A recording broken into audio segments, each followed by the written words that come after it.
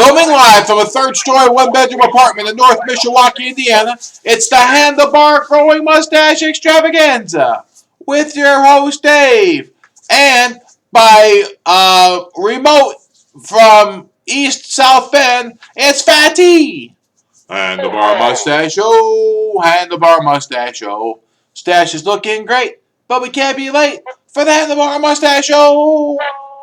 Welcome back to year 3, day 261, take 2, cold turkey edition. Well, I think we might have stumbled onto something. My buddy Fat is smoking cigarettes now, but he wants to stop. And he said, maybe I'll stop on Thanksgiving. And I said, you can't go cold turkey on Thanksgiving because there's too much hot turkey around and you'll get your system confused. Maybe the Black Friday, the day after Thanksgiving, would be a better day to go cold turkey because that's when you're having your cold turkey sandwich with the cranberry or whatever. Exactly. So that's going to be nice. So I think I might try that too. As you may know, I've been on these nicotine lozenges. I break them in half now. I break the 4 milligram in half to make them 2 milligram. And I try to swap out Tic Tacs with my nicotine lozenge. Oh, that didn't work. I got a little cranky.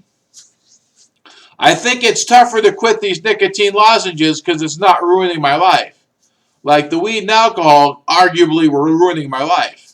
So it was easier to quit those because, I want to live a prosperous life. But with the nicotine pills, I just put it in and, they actually think they help a little bit. So they're harder to quit. What do you think about that, Fat? I think it's a pretty good mood stabilizer when times are tense. So that's probably why you do it. Yeah. I guess there is a nicotine receptor in the brain, and it kind of helps, quiet the noise a little bit. Because, as you know, well, you may not know, but a professional kitchen is a noisy place. Not only do we have the radio going, but we got people calling things back, and they don't call twice. Like, if you miss it, you either have to go back and ask them, and they don't usually like that. So you got to be on your toes. You know what I'm saying, Fat? Yeah. It's a stringent system based on the needs of others. Well, the whole chef system was built on a brigade, which was an army, army model, where there was like one guy in charge, and then there were like a guy in charge for each state. Well, they're all men back then. And the guy in charge for each station, like the sauce station and the meat station and the fish station and the vegetable station. So every station had a boss, and then you had the people under them. So most kitchens are very well regulated. I mean, we have actually 2 kitchens at our work. We have one up front, which is like a diner style, where you can see them cook. That has like a fryer and a flat top and like refrigeration, like stuff to make salads and stuff. And then we have a conveyor oven, a double conveyor oven actually.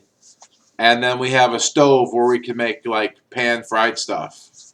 So when a ticket comes in, like 3 things might be in one kitchen and 2 in another. So we do our best to time them up. And it works remarkably well. Wouldn't you agree, Fat? I'd say the system is pretty much foolproof as long as you buy in. You just can't try to do your own thing if you're going to be on an island by yourself. Yeah, no time to be a hero. You got to learn the system.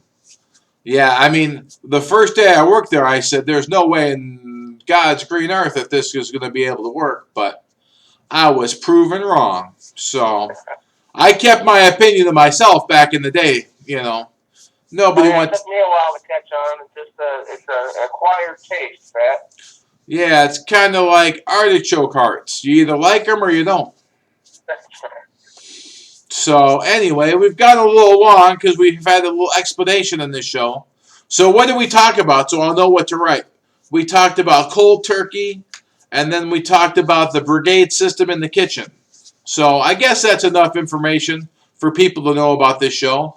I've gotten some complaints that I've yawned too much on the show, so I'll try to keep that to a minimum. So anyway, anything else to add, Fat? Pat? Anything else to add? No, you probably said too much. Oh, hold on a second. You I said just enough. I've probably said too much.